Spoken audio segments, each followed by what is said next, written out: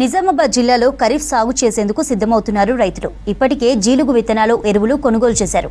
ప్రస్తుతం కురుస్తున్న వర్షాలకు దుక్కులు దున్నేందుకు సిద్ధమవుతున్నారు. ఈసారి వర్షాలు ఎక్కువ పడే అవకాశం ఉందని వాతావరణ శాఖ అధికారులు చెప్పడంతో ఆనందం వ్యక్తం చేస్తున్నారు అన్నదాతలు. నిజామాబాద్ జిల్లాలో ఖరీఫ్ సాగుపై మరింత సమాచారాన్ని రజనీకాంత్ అందిస్తారు.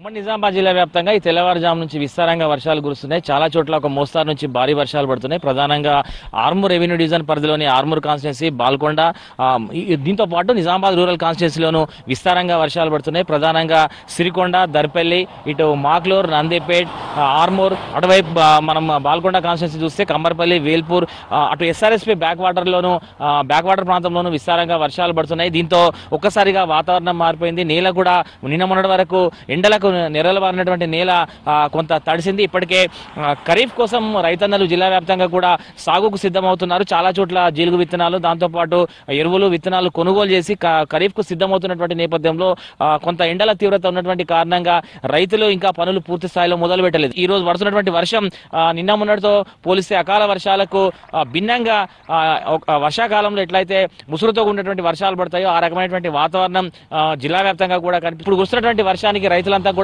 వ్యవసాయ పనులు చేసుకునేందుకు సిద్ధమవుతున్నారు. ఇప్పటికే విత్తనాలు, ఎరువులు, జీలుగు లాంటివి అన్ని ప్రిపేర్ చేసుకొని పెట్టుకున్నారు. మాట్లాడదాం రైతులు. అన్న, వర్షాలు ఈ సంవత్సరం బాగా పడతాయని వాతావరణ శాఖ చెప్తుంది. 10 రోజుల ముందుగానే మాన్సూన్స్ వస్తాయని చెప్తున్నారు. మనకు కూడా వాతావరణం కొంత ఆ రకంగా కనిపిస్తుంది. ఎట్లా ఉంటుంది అనుకుంటున్నారు ఒక రైతుగా ఖరీఫ్ ఈసారి ఎట్లా ఉండబోతుంది? అయితే ఇప్పుడు ఉగాదికి పంచాంగం చూసినప్పుడే పంతులు కూడా చెప్పారు ఈ రోజు విస్తారంగా వర్షాలు పడతాయి ఈ సంవత్సరము అని. పంతులు చెప్పిన ప్రకారంగా ఇప్పుడు ఒక 15 రోజుల ముందే ఈ వాతావరణం 24 అవర్స్లోనే వాతావరణం ఇప్పుడు మిరుగు ఎలాగున్నదో ఆ రకంగా ఇది చేస్తారు. రైతులందరూ సంతోషపడుతారు. కాకపోతే కొద్దిగా ధాన్యం పోని రైతులు కొద్దిగా ఇబ్బందులు ఉన్నారు.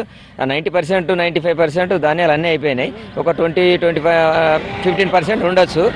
అది కొద్దిగా ఇది మన అమాలీల కొరత కానీ సోన్సో లారీల కొరతతో కొద్దిగా ఇబ్బంది ఉన్నది. కాకపోతే 95-8% అయితే అయిపోయినాయి.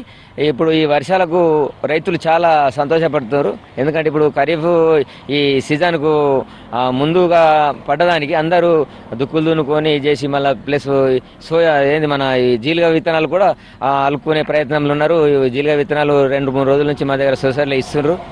చాలా ఆనందంగా ఉన్నారు రైతులు. అన్న, నిన్నటి వరకు బాగా ఎండలు ఉండే, ఒక్కసారిగా వాతావరణం మారిపోయింది. రైతులు కూడా కొంత వ్యవసాయ పనులకు దుక్కులు దున్నుకునేటువంటి ప్రయత్నం, ఇట్లాంటి వాతావరణం ఉంటే కొంత నీళ్ళ తడిచింది కాబట్టి ప్రయత్నం చేస్తారు. ఎట్లా ఉండబోతుంది ఈసారి ఖరీఫ్ ఎట్లా ఉండబోతుంది అనుకుంటున్నారు? అయితే ముందుగా వర్షాలు పడుట్లా కొద్దిగా రైతులు ఆనందంగానే ఉన్నారు. కాకపోతే గవర్నమెంట్ ఏం చేయాలంటే రైతులకు అందుబాటులో జీలుగా విత్తనాలు కానీ, రైతులకు కావాల్సిన ఎరువులు కానీ ఇవి ముందు ప్రిపేర్ చేస్తే రైతులు ఇంకా ముందు ప్రిపేర్ అయిపోయి పంటలు తొందరగా వేసుకునే అవకాశం ఉన్నది. కాబట్టి గవర్నమెంట్ ఏది కానీ జీలుగా కానీ రైతుకు ఏది అందుబాటులో ఉండాలో అవి మొన్న పోయిన వడ్లు కూడా ఇంకా ఇప్పటికి పోలేవు. రైతులు జర బాధలనే ఉన్నారు.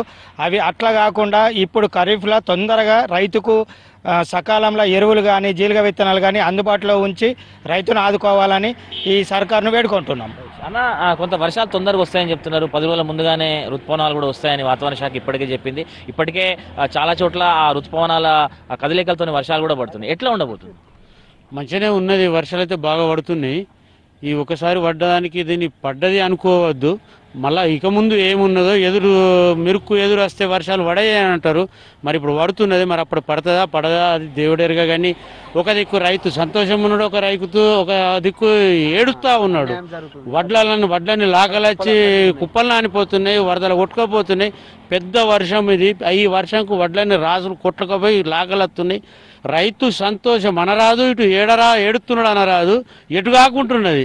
జీలుగు విత్తనాలు అంటే 30 కిలోల బ్యాగు 2300 2100 అమ్ముతున్నారు. ఇంత రేట్ అయినాకల్లా ఏందికి ఇది ప్రభుత్వం ఏం చేస్తున్నది? అసలు రైతుకు లాభం అన్నది ఏమీ లేదు. ఎట్లా ఉంటుంది ఖరీఫ్ ఎట్లా ఉంటుంది అనుకుంటున్నావు? ఖరీఫ్ అంటే ఇప్పుడు వెనక సిక్కి కోసిన వాళ్ళ ఈ పొలాలు అడ్లు పోక పరిశాన్ ఉన్నది. ఫస్ట్ కోసిన వాళ్ళే పోయినాయి. ఇప్పుడు వెనక సీరు కోసిన వాళ్ళే ఎందుకంటే అన్ని రోడ్ల మీద నానిపోతున్నాయి.